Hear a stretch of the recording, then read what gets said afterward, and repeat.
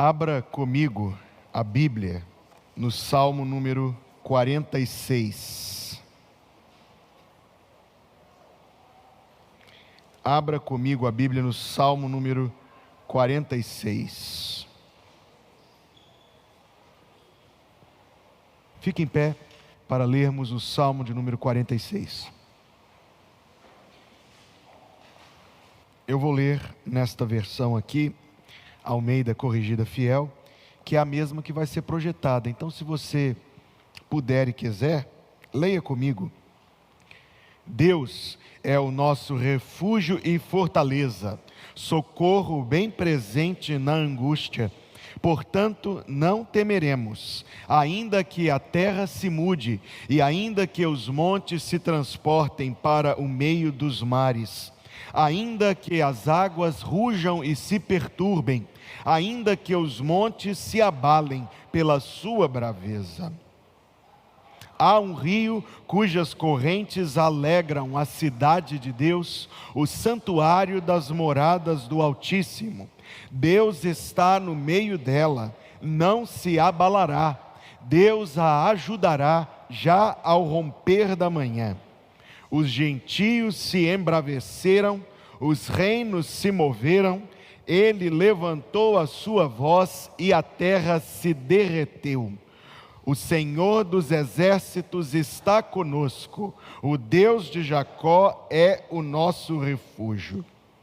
Vinde, contemplai as obras do Senhor, que desolações tem feito na terra. Ele faz cessar as guerras até ao fim da terra, quebra o arco e corta a lança, queima os carros no fogo. Aquietai-vos e sabei que eu sou Deus. Serei exaltado entre os gentios, serei exaltado sobre a terra.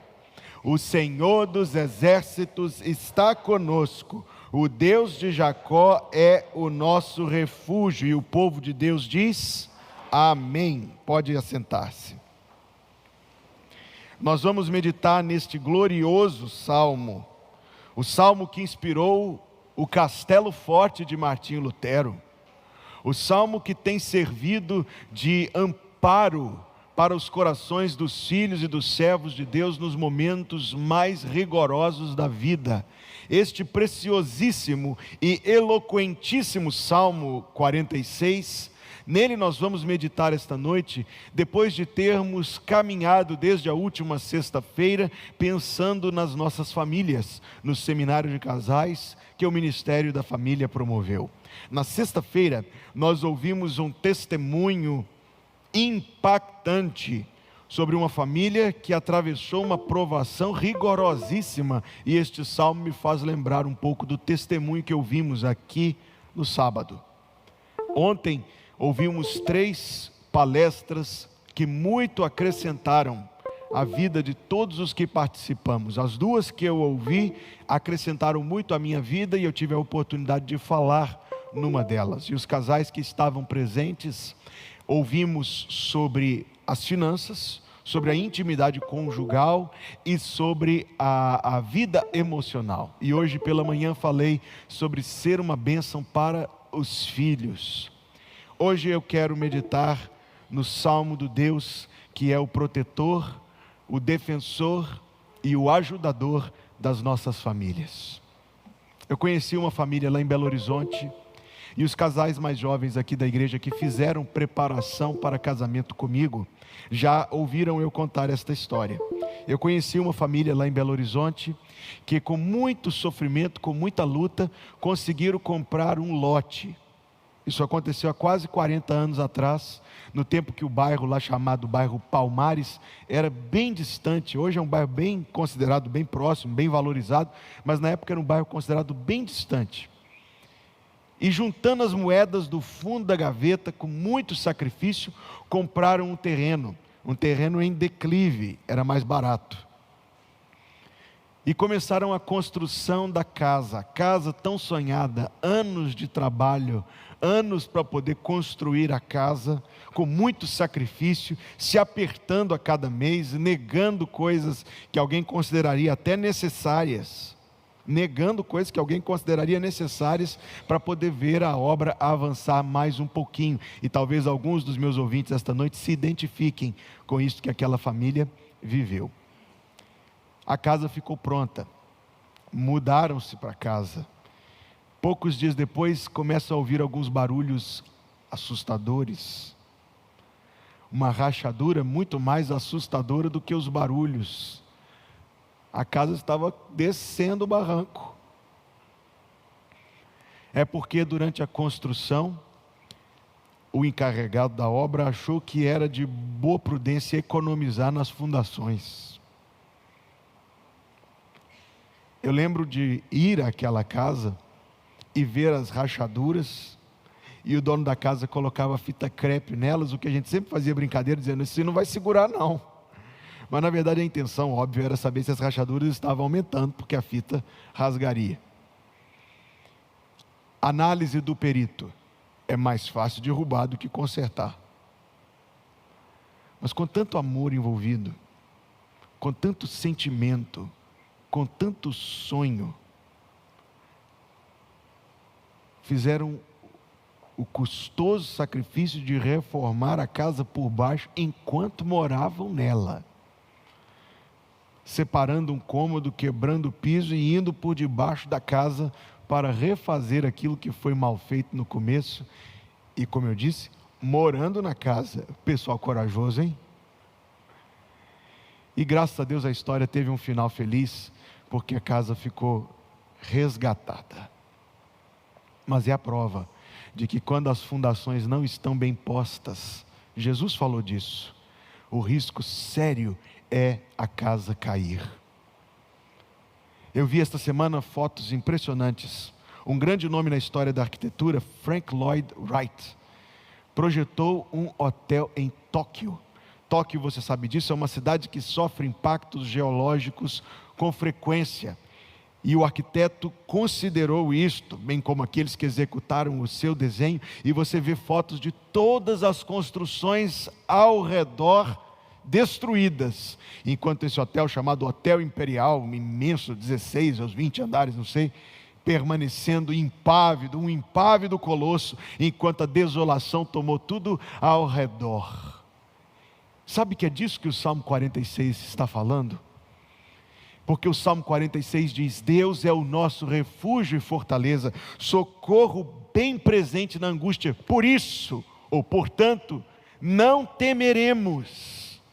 E ele recorre, todos os salmos são poéticos, ele recorre às ilustrações daquilo que nós consideraríamos experiências extremamente assustadoras. Ele diz, portanto, não temeremos, ainda que a terra se mude, a terra trema, e que os montes se transportem para o meio dos mares, ainda que as águas rujam e se perturbem, ainda que os montes se abalem pela sua braveza. Eu quero que você se imagine no olho desse furacão, sentindo a terra tremendo debaixo dos seus pés. Tente imaginar esta cena colossal, descrita aqui, como eu disse poeticamente, de um monte se lançando na água. E tente imaginar o que o seu coração sentiria diante destes fenômenos. Você sentiria medo da morte, você sentiria pavor diante da grandeza, é a reação natural. Eu nunca vivi um terremoto, mas conheço gente que já viveu, e um terremoto pequenino, coisa tímida, dizendo que faz qualquer um, o mais grandalhão, o mais fortão de todos, se esconder debaixo da mesa. Mas o salmista diz, portanto, não temeremos, ainda que a terra trema. Mas você precisa entender que a razão por que ele tinha esta força dentro de si é a primeira palavra do primeiro versículo deste salmo. Qual é a primeira palavra do primeiro versículo deste salmo? Uma palavrinha poderosa de 4 letras. Diga-me. Abra sua, se você fechou a Bíblia, você não devia ter fechado. Abra sua Bíblia e consulte a primeira palavra do primeiro versículo deste salmo. Deus. A razão por que ele poderia dizer que não temeria, ainda que a terra trema, que os montes se lancem ao mar, que as águas rujam e os montes se abalem. A razão para isso é Deus. Imagine esta cena que eu descrevi, a desolação do terremoto na cidade de Tóquio, o hotel em pé e tudo destruído ao redor dele. Quando esta foto me vem à memória, eu imagino o servo do Senhor, a família protegida por Deus, permanecendo, ainda que a terra trema, que os montes se lancem ao mar, que as águas se perturbem, que os montes se abalem. Porque Deus é o nosso refúgio e fortaleza e o nosso socorro bem presente na angústia. Observe o cabeçalho do Salmo, que ele não nos diz a ocasião em que o Salmo foi escrito. Alguns estudiosos acreditam que este Salmo foi escrito, e isso me fez interpretá-lo por um outro ponto de vista, acreditam que este Salmo foi escrito naquela ocasião terrível em que o exército da Assíria estava invadindo truculentamente o reino de Judá e chegou aos muros de Jerusalém. Isso está descrito lá em Isaías capítulo 37 e 38. E o rei Ezequias se treme humanamente falando, como qualquer outra pessoa se tremeria. E o comandante fica rodeando o muro e gritando para o povo lá dentro. Ele vai dizer para vocês confiarem em Deus. Não confiem em Deus não, porque os outros povos também confiaram nos seus deuses e caíram. E quem é o Deus de vocês, para que vocês não caiam? Fazendo o verdadeiro papel de Satanás, rodeando e assustando e mentindo e criando dificuldades e situações apavorantes. E você se lembra o que Deus fez naquela ocasião? A palavra diz que o Senhor mandou o seu anjo, ou seja, não foi o resultado da mão, do trabalho, do agir, da inteligência, da estratégia de ninguém. O Senhor enviou o seu anjo antes do amanhecer, e 185 mil soldados. Hoje é um número grande, imagina naqueles tempos. 185 mil homens dos inimigos do povo de Deus receberam a justiça das mãos de Deus, e todos 185 mil morreram, e o povo de Deus foi liberto. Eu não posso afirmar que o Salmo foi escrito nesta ocasião, mas contribui à nossa interpretação pensar que pode ter sido. E se pode ter sido, então enquanto eu estudava este Salmo nesses dias, eu fiquei imaginando, será que o Salmo foi escrito antes do livramento ou depois? Porque faz diferença.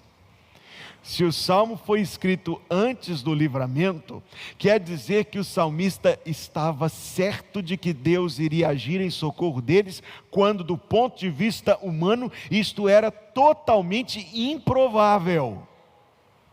Mas pode ser que o Salmo tenha sido escrito depois, como um testemunho do livramento que Deus fez, das duas formas. E eu não vou conseguir nunca responder essa pergunta, mas das duas formas, contribui para que nós conheçamos um pouco mais quem é o nosso Deus, o nosso refúgio e fortaleza, socorro bem presente nas tribulações.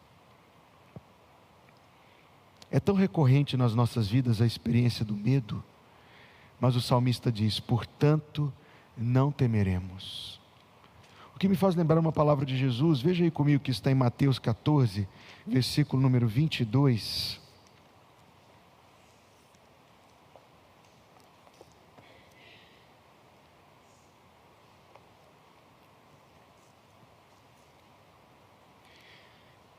E logo ordenou Jesus que os seus discípulos entrassem no barco e fossem adiante para o outro lado, enquanto despedia a multidão. E despedida a multidão, subiu ao monte para orar à parte. E chegada já a tarde, estava ali só. E o barco estava já no meio do mar, açoitado pelas ondas, porque o vento era contrário. Uma amiga minha navegou no mar da Galileia, navegou de dia, e disse que enquanto estava fazendo o passeio numa embarcação moderna, de dia, pegaram um vento. Existe uma formação geológica que faz com que haja ali um funil de ventos que corre para aquela região. E ela disse, esta amiga minha que estava lá, de dia, numa embarcação moderna, ela disse que ela entendeu exatamente o medo que os discípulos sentiam. Ela diz, dá para sentir medo mesmo, porque o vento vem a quilômetros e quilômetros por hora, balançando o barco. Essa amiga minha disse que foi muito assustador. Versículo 25 diz, a quarta vigília da noite, e isso é importante para a nossa reflexão hoje. Então observe, eles dividiam a noite em vigílias de 3 horas. A primeira vigília era de 18, a primeira vigília era de 21 à meia-noite, meia-noite às 3, corrijo mais uma vez, 18 a 21, 21 a 0 horas, 0 às 3, 3 às 6. Eles dividiam a noite em 4 vigílias. Esta quarta vigília da noite, o último turno, antes do amanhecer, a quarta vigília da noite, dirigiu-se Jesus para eles, diz a Bíblia Sagrada, andando por cima do mar. E os discípulos, vendo-o andando sobre o mar, assustaram-se, dizendo, é um fantasma, e gritaram com medo. Jesus, porém, lhes falou logo, dizendo, tende bom ânimo, sou eu, não temais. Tende bom ânimo, sou eu, não temais. Você lembra o que Jesus disse no dia em que ele ressuscitou? Ele disse para Maria Madalena, não temas.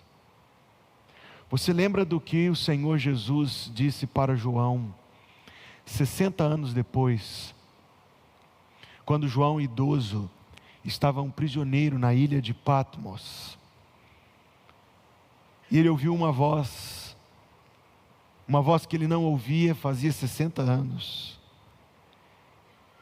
e a Bíblia Sagrada nos relata, Apocalipse 1:17, que ele se voltou para o Senhor Jesus Cristo, viu-o, e se jogou no chão, porque a visão era tremenda.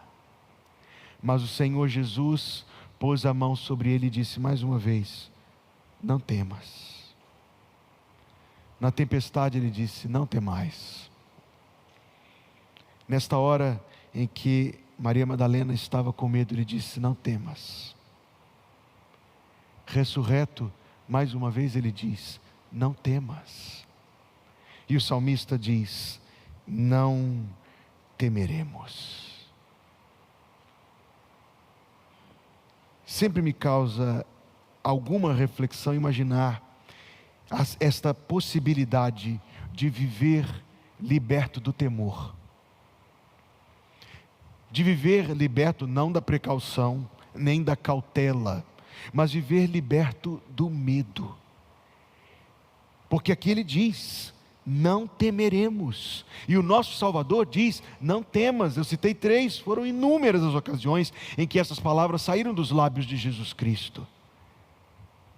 E nós podemos tanto olhar para dentro do nosso próprio coração e ver as últimas coisas que nós vivemos nos últimos dias, que nos fizeram temer, como a família pode olhar para aquilo que faz com que a gente sinta a terra tremendo, faz com que a gente sinta medo. Sentimos medo. Sentimos medo quando os nossos filhos mais velhos fazem péssimas escolhas. Sentimos medo quando o relacionamento está passando por uma crise. Sentimos medo quando as contas não estão fechando. Sentimos medo quando tem aquele envelope dobrado com o resultado de um exame e você fica, abro, não abro, abro, não abro, abro, não abro, abro, não abro. Medo de não abrir, medo de abrir. Sentimos medo. Lembre-se deste salmo. Lembre-se deste salmo.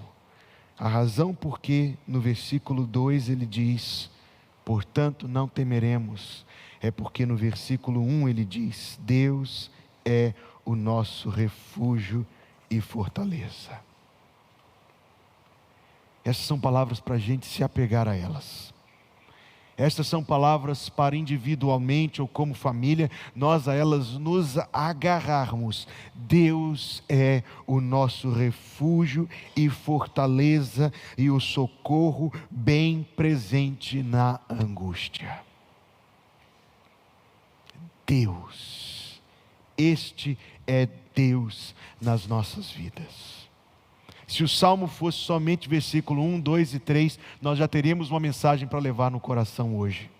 Pois ela tem a ver com o conhecimento de Deus. Para quem Deus é um ilustre desconhecido, estas palavras não valem muita coisa. Mas para aqueles que o conhecemos, para aqueles que o conhecemos pela fé e pela sua palavra, estas palavras, irmãos, têm um valor inigualável.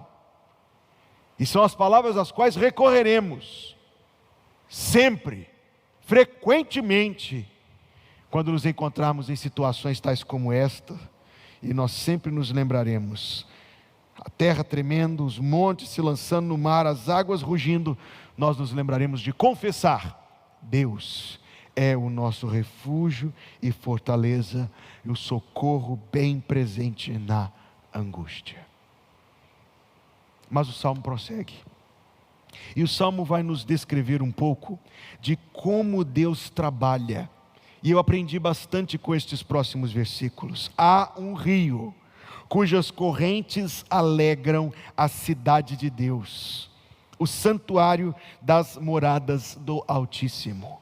Você sabe que nos tempos antigos as pessoas preferiam construir cidades perto de rios. Isto é meramente óbvio. Se você visitar as principais e mais antigas cidades do mundo, com frequência elas estavam localizadas ou às duas margens de um rio, ou muito próximas a um recurso hídrico, que significava transporte, significava água para beber, representava vantagens insuperáveis. Mas se você visitar Jerusalém, você vai descobrir uma cidade que não tem rio. E água era um problema constante em Jerusalém. Então não é de Jerusalém que ele está falando. Ou pelo menos não é de um rio literal. Talvez ele esteja descrevendo aquele rio espiritual de Ezequiel capítulo 47. Talvez ele esteja descrevendo aquele rio que Jesus Cristo falou em João capítulo 7. Aquele que crer em mim, do seu interior fluirá um rio de água viva. E se for esta interpretação, então profeticamente que se faz uma alusão ao trabalho do Espírito Santo, porque há um rio cujas correntes alegram, animam o povo de Deus, a cidade de Deus. Então esta expressão pode referir-se à forma como Deus nos sustenta interiormente. A forma como a fé, que é um dom de Deus, vem nos revigorar quando nós nos sentimos exauridos. E eu penso que este é o tema dos próximos versículos. Há um rio cujas correntes alegram a cidade de Deus, o santuário das moradas do Altíssimo. Deus está no meio dela, não se abalará, Deus a ajudará já ao romper da manhã. Vamos pensar nessas duas figuras da natureza, o rio e o sol, como retratos de como o nosso Deus trabalha. Se você para na beira de um rio, você vê aquelas águas correndo ali, na grande maioria do tempo, mansamente, tão mansinho que tem um rio maravilhoso aqui no estado do Maranhão, que o nome dele é Preguiça. Sugestivo. Até você ter que enfrentar as águas dele, vai descobrir que ele não é nem um pouco preguiçoso. Você vê um rio, aquelas águas tranquilas, aquela placidez, e não consegue imaginar a força rojando das águas correndo poderosamente. Este é um retrato do poder de Deus, meus amigos. O poder humano é sempre barulhento, O poder humano é uma bomba que destrói. O poder humano são golpes barulhentos, coisas que chamam atenção para si, que assustam pelo barulho. O poder de Deus é como um rio. Do ponto de vista do momento, plácido, mas sempre contínuo e continuamente poderoso. Este é o contraste entre o poder humano, esta coisa cinematográfica, essa coisa pirotécnica, barulhenta, porém de curtíssima duração, em contraste com o poder de Deus, que é como um rio correndo, mas contínuo, constante. O poder humano são nossas ações planejadas, são os rompantes do nosso temperamento explosivo, são as nossas ações, mas todas elas, queridos, duram pouco e cessam. E ele descreve isto quando ele diz: vinde, contemplai as obras do Senhor, ele faz cessar as guerras até o fim da terra, quebra o arco, corta a lança, queima os carros no fogo. Quer dizer, que se você estivesse lá algumas horas antes e visse o arco, a lança, o carro, você ia se apavorar e se tremer todinho. Mas quando Deus age, e a ação de Deus, diferente da ação humana, é contínua, planejada, constante, tudo isso cessa. Ele quebra o arco, ele corta a lança, ele queima os carros no fogo, e aquilo que nos fazia tanto temer, está totalmente controlado por Deus, e mais do que isso, vencido por Deus. Meu pai, quando era garoto, lá na terrinha que meu avô tinha, lá no interiorzão de Minas, corria um bracinho do rio São Francisco, ainda recém-nascido, quer dizer, próximo à nascente. E eles brincavam na água, meu pai e meus tios, e se atiravam no rio São Francisco para brincar de quem conseguia chegar do outro lado. Vê se isso é coisa de pessoa boa da cabeça. Então meu pai, aos 7 anos, foi arrastado pela correnteza quilômetros, até conseguir, com o auxílio do meu tio, sair. E graças a Deus, senão eu não estaria aqui para contar. Esse é um rio, aparentemente plácido, mas poderosíssimo, constante. Este é um retrato de como Deus age. O sol, ele cita o sol também no Salmo. O sol é um retrato de como Deus age. A sua criança está lá dormindo no berço, a luz do sol entra por uma fresta da cortina, banha o rosto da criança, que não acorda, de uma gentileza, de uma coisa refinada, enquanto esse mesmo sol está fazendo as águas evaporarem dos rios, numa força poderosíssima, está aquecendo a terra, está fazendo as coisas acontecerem, e lá onde Ele está, longe de nós, Ele está explodindo, constantemente gerando calor, luz, energia. Não acorda uma criança, enquanto executa os poderosos e tremendos desígnios de Deus. Queridos, é por isso que nós não temeremos. Não é que nós somos doidos, que vamos ver a terra tremendo, os montes se lançando no mar e vamos achar graça disso e ficar batendo palma. Não. É porque pela fé nós conseguimos enxergar um pouco além disto e conseguimos contemplar uma realidade principal: Deus. A primeira palavra do primeiro versículo: Deus. Quando a terra treme, Deus está presente.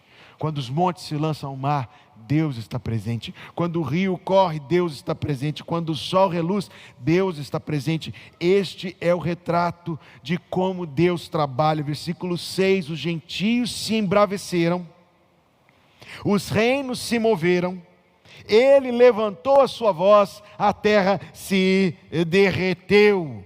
Aquilo, meus queridos irmãos, que pode muitas vezes nos causar pavor, temor e angústia, é visto por Deus, primeiro por um outro ponto de vista, e pode ser visto por nós como a certeza de que Ele vence e triunfa sobre todas estas coisas. Talvez você tenha entrado pelas portas desta casa hoje, trazendo algumas inquietações dentro do seu peito. Diga assim: Deus é o meu refúgio, a minha fortaleza. Deus é o meu socorro, bem presente na angústia. E o que dizer então quando a família vive as crises? Diga a mesma coisa. Diga, pai, dê a mão para sua esposa, deem a mão para os filhos e digam juntos: Deus é o nosso refúgio e fortaleza, o nosso socorro bem presente nas tribulações. E quando você for deitar na mesa de cirurgia, diga a mesma coisa: Deus é o meu refúgio e fortaleza. E quando você se encontrar em qualquer pavor, diga a mesma coisa: Deus é o meu refúgio e fortaleza. Quando eu estou sentado com os casais que vão se casar, eu digo para eles que as melhores situações da vida são aquelas em que a gente olha para a coisa e diz assim: isso aqui só Deus. Porque depois que passou a gente pode dizer: foi Deus. Não tem outra explicação. No versículo número 10, a voz muda.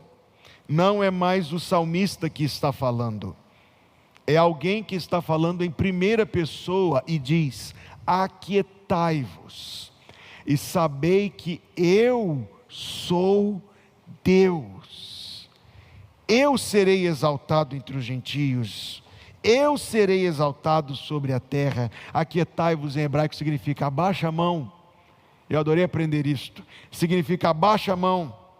Deixe-te ficar com os seus braços tesos, com as suas mãos rígidas, tentando fazer e tentando produzir a solução. O texto diz: abaixa a mão, aquietai-vos, abaixa a mão, e sabei que eu, não eu, Hugo, ele, Jeová, eu sou Deus. Talvez esta seja a lição mais importante da vida, não é verdade? Saber que Deus é Deus e eu não. Esta talvez seja a lição mais importante da vida, saber que Deus é Deus e eu não, e você não. Ou a gente corre o risco de ficar igual aquele galo, o galo da fazenda, que se tornou um galo neurótico. É sério. O galo ficou neurótico, porque todos os dias, ainda estava escuro, ele se levantava, subia no puleiro, estufava o peito e dizia as palavras mágicas: cocoricó.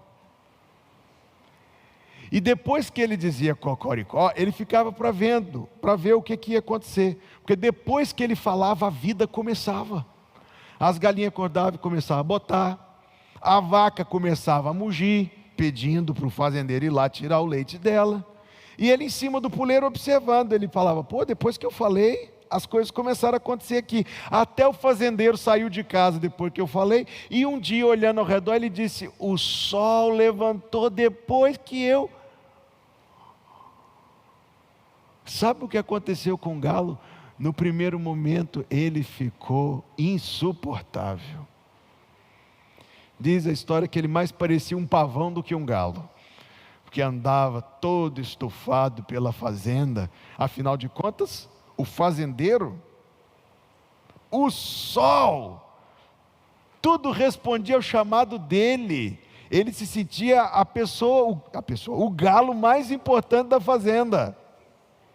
Se ele não cantar, nada acontece, tudo depende dele. Talvez você esteja começando a se enxergar no galo. Mas depois de se estufar tanto, o coitado do galo começou a ficar com o rosto triste, semblante miserável mesmo, porque ele estava insone, porque ele tinha medo de um dia ele dormir, não acordar, não cantar, o sol não aparecer, o fazendeiro não sair, as galinhas não botarem. Ele falou: tudo depende de mim. Poxa vida, ficou neurótico, e diz a história que teve de levar para um lar de galos com dificuldades dessa natureza.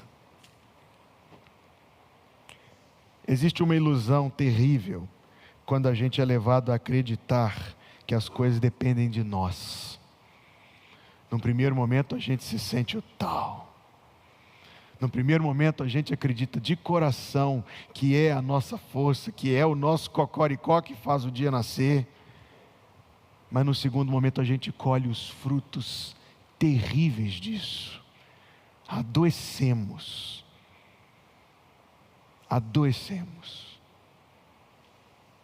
E a palavra diz: abaixe os braços, aquietai-vos e sabei que Deus não sou eu,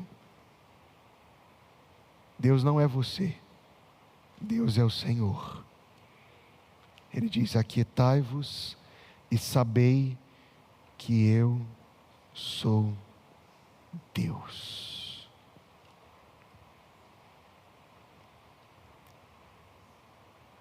Por que Deus trabalha dessa forma? Ele diz: Deus a ajudará. Aqui a tradução que eu estou dizendo no versículo 5 diz: já ao romper da manhã. Outra tradução diz: desde antemanhã.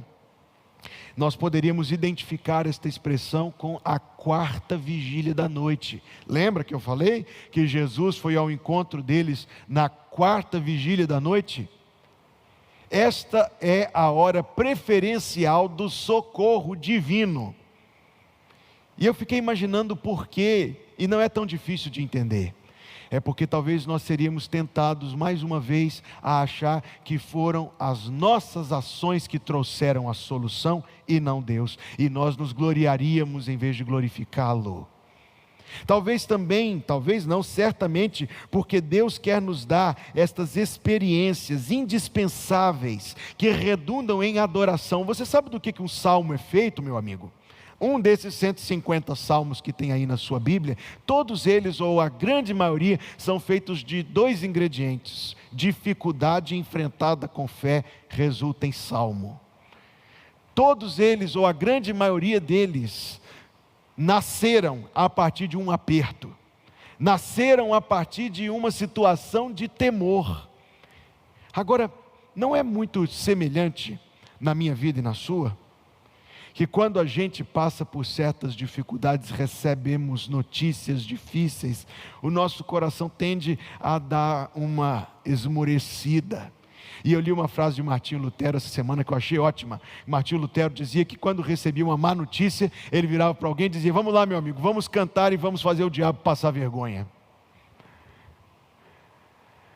E quando o socorro vem do Senhor? Quando vem o socorro do Senhor, são aqueles momentos ímpares de adoração.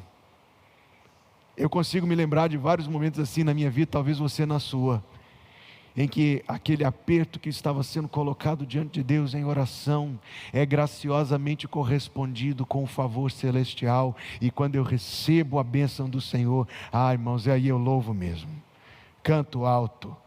Quantas vezes eu já entrei no carro dirigindo daqui da igreja para casa, cantando alto e louvando o Senhor por gratidão e por alegria, por uma resposta específica de oração. Deus socorre ao romper da manhã, na quarta vigília da noite, para que o nosso louvor seja mais intenso, para que a gente possa dar testemunho da graça de Deus, para que a gente possa aprender no íntimo do coração, porque uma coisa é saber com a cabeça, outra é saber com o coração, que eu não sou Deus, mas Deus é Deus. Bem, eu preciso concluir. E aí uma coisa chama a minha atenção neste salmo, que está no versículo número 7 e que está no versículo número 11, os dois versículos são iguais. O Senhor dos exércitos está conosco, o Deus, vê aí o que está escrito aí na sua Bíblia, o Deus, rapaz, o departamento de comunicação do céu cometeu um erro muito grande nesse texto. Se a gente tivesse escrito esse texto e mandasse para a revisão ia dizer assim: vamos colocar Deus de Abraão, vai. Abraão, o pai da fé. Vamos colocar aí o Deus de Moisés, o pai da legislação. Vamos colocar aí, tem gente melhor que Jacó, vai, vamos, irmãos, concorda comigo? Tem gente melhor do que Jacó. Porque Jacó, precisa que eu faça a apresentação do indivíduo ou não, né? O nome precede, a fama precede. Fica mal para Deus ser chamado de Deus de Jacó, mas não fica não. Anote aí do lado, 5 letras, G-R-A-C cedilha A, graça. Ele não hesitou ser o Deus de Jacó, muito embora Jacó fosse tudo que Jacó foi. O que para mim é um sinal de esperança, porque se ele não se envergonha de ser o Deus de Jacó, então ele aceita ser o Deus de Hugo também, e o seu também. O Deus de Jacó é o nosso refúgio. O Deus de gente que tropeça, o Deus de gente que erra, o Deus de gente que se arrepende, o Deus de gente que tem a sua vida transformada pelo toque dele. Tudo isso está aí no nome do seu Jacó. O Deus de Jacó é o nosso refúgio. Desde sexta-feira nós temos sido muito abençoados sobre ser uma bênção. Mas esta noite o Senhor me dirigiu a falar do Deus de quem as bênçãos vêm. Que é a grande necessidade da minha família e da sua, do meu coração e do seu. Por causa de Deus, não temeremos, ainda que a terra trema e que os montes se lancem ao mar. E o povo de Deus diz: amém. Irmãos, nós vamos orar, e existe uma expressão que a gente usa muito sobre aceitar Jesus, sobre nascer de novo. Mas alguém já fez a seguinte observação: não sou eu que aceito Jesus, é Jesus que me aceita, não é verdade? É verdade. Eu não quero falar sobre essas expressões, eu quero falar sobre o que elas realmente significam. Eu quero falar sobre seguir Jesus. Jesus passa e diz: siga-me. Você seguirá?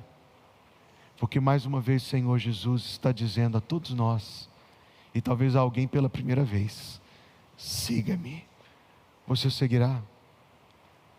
Vamos orar. Pai, em nome de Jesus, muito obrigado pelo privilégio de estar aqui esta noite, pela tua presença entre nós, pelas bênçãos deste seminário de casais desde sexta-feira, e por podermos conhecer o Senhor como nosso Deus, o nosso refúgio bem presente na hora da angústia.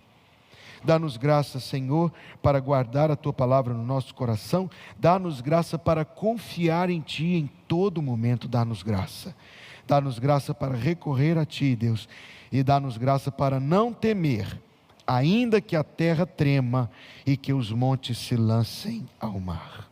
Obrigado pelo teu grande amor por nós, Deus, e que aqueles que estão sendo chamados pelo Senhor no íntimo do seu coração hoje possam se levantar para seguir Jesus, e não somente eles, mas todos nós, Deus, possamos viver a nossa vida, a nossa caminhada neste mundo, seguindo o Senhor Jesus.